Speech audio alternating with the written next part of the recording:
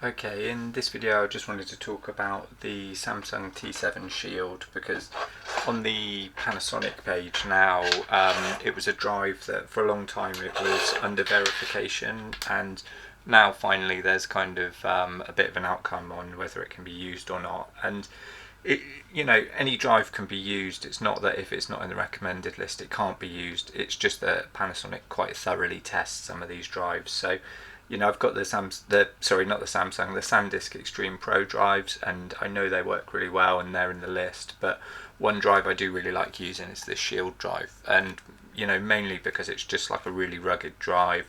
It's got like quite a nice form factor, and it's just for me it's like a preferable drive to kind of take out and use.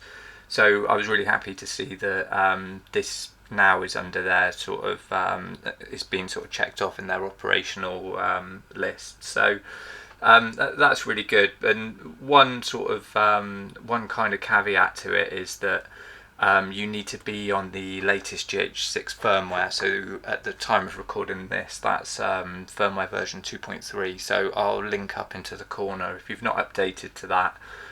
It's well worth updating to, because it's got some good features in it, as well as a few little stability fixes and things. But the other thing is that you'll also need to update the firmware of the external SSD, and that, to be honest, is a little bit more tricky than updating the firmware on the camera. And I've done a little walkthrough of it to kind of help people that are using the T7 Shield. So if you want to see that, you can check that out in the link up in the corner. But yeah, if you get onto the latest firmware on the camera, get onto the latest firmware on the drive, then you should be good to go, really. So yeah, that's all this video was about anyway. So yeah, if you want to see more videos about the Panasonic GH6, check out the playlist on the channel, and please subscribe.